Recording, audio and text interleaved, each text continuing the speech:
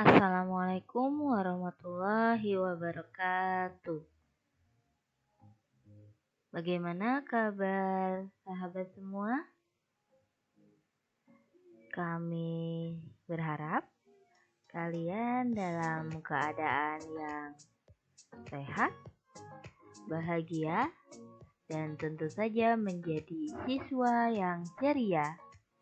Hari ini kita akan membahas materi tentang seni rupa dalam penerapan hias pada bahan tekstil.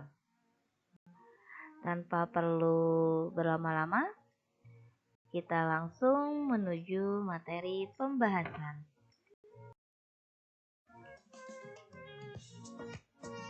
Di sini kita akan menyebutkan tentang kompetensi pelajaran dan juga tujuan pelajaran yang akan kita pelajari. Di kompetensi ada kompetensi dasar pengetahuan. Di sini kita akan memahami prosedur penerapan ragam hias pada bahan buatan dan alam. Kemudian di keterampilan, kalian akan membuat karya dengan berbagai motif ragam hias pada bahan buatan dan alam. Tujuan pembelajarannya diantaranya ada mengidentifikasi jenis dan sifat bahan tekstil, lalu mendeskripsikan jenis dan bahan pewarna, yang terakhir mengekspresikan diri melalui penerapan ragam hias. Selanjutnya, ragam hias. Ragam hias ini termasuk ke dalam keindahan Nusantara yang telah diterapkan di hampir semua sendi kehidupan manusia. Ragam hias tidak hanya terdapat pada bangunan rumah, peralatan rumah tangga, senjata tradisional, tetapi juga terdapat pada tekstil. Perkembangan ragam hias pada bahan tekstil sangat pesat mengikuti mode dan tren yang tengah happening. Ragam hias pada tekstil telah diterapkan sejak lama melalui pakaian-pakaian adat yang ada di Indonesia. Kemudian, apa itu ragam hias? Berasal dari kata hias, yaitu corak dasar atau rancangan motif yang membentuk suatu objek tertentu, sedangkan sebuah ragam ialah kumpulan dari suatu karya seni. Jadi, ragam hias adalah macam bentuk dasar hiasan yang terdiri atas pola tertentu yang kemudian menjadi sebuah objek seni. Kalian masih ingat tidak apa saja motif ragam hias?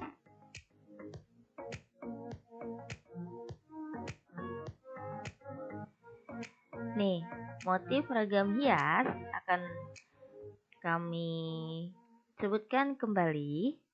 Di sini ada 4 motif, di antaranya flora, fauna, kemudian geometris, dan figuratif. Untuk penjelasan lebih lengkapnya, silakan dibuka kembali catatan semester lalu. Ke penerapan ragam hias pada flora, fauna, dan geometris pada bahan tekstil. Di sini, kalian dapat menjumpai berbagai daerah di Indonesia dengan penerapan ragam hias pada bahan tekstil yang dilakukan secara membatik, menenun, membordir, menyulam, dan melukis. Pertama, kita akan membahas tentang membatik. Membatik ini berasal dari kata batik, Berdasarkan etimologi dan terminologinya, istilah batik berasal dari bahasa Jawa, dari rangkaian kata bat yang artinya melempar berkali-kali dan tik yang berarti titik. Jadi, membatik adalah melempar titik berkali-kali pada kain.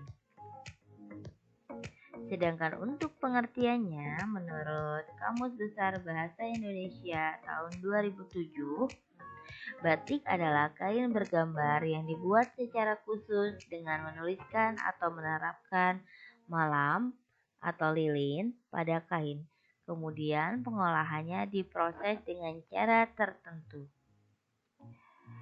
Kemudian ada menenun dari kata tenun yang artinya pembuatan barang tenun dari persilangan 2 set benang dengan cara memasukkan benang secara melintang. Lalu ada bordir dan menyulam. Di sini memiliki asal kata bordir dan juga sulam. Namun dalam pembuatannya sama-sama sebuah hiasan yang dibuat di atas kain dengan jarum jahit dan benang. Yang harus kalian pahami ialah sulam adalah hiasan yang dibuat di atas kain menggunakan jarum jahit dan benang dengan tangan. Sedangkan bordir menggunakan mesin. Lalu ada melukis. Berasal dari kata lukis, yaitu kegiatan mengolah media 2 dimensi ke objek 3 dimensi.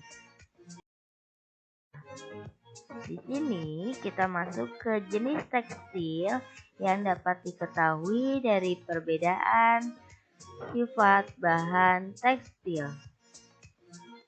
Jenis tekstil sendiri memiliki 4 jenis, yaitu ada jenis katun yang berasal dari kapas, sutra dari serat kepompong, wool dari bulu domba, dan polister dari bahan buatan yaitu nilon. Kemudian jenis-jenis bahan tekstil memiliki sifat yang berbeda-beda, yakni katun. Katun memiliki sifat menyerap air, mudah kusut, lentur, dan dapat disetrika dalam temperatur panas. Kedua, wool. Wool di sini memiliki sifat sangat lentur, tidak mudah kusut, dapat menahan panas, apabila dipanaskan menjadi lebih lunak. Kemudian ada sutra, memiliki sifat lembut, licin, mengkilap, lentur, dan kuat. Banyak menyerap air dan memiliki rasa sejuk jika digunakan. Yang terakhir, polister, memiliki sifat tidak tahan panas, tidak mudah kusut, tidak perlu disetrika, kuat, dan cepat kering.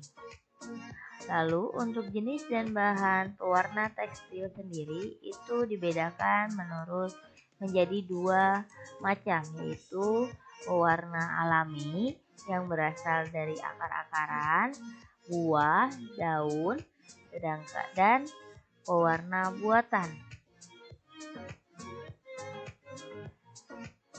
Selanjutnya, kalian memiliki tugas untuk menuliskan di kolom komentar jawaban kalian dengan menuliskan nama dan kelas serta jawaban di bawahnya.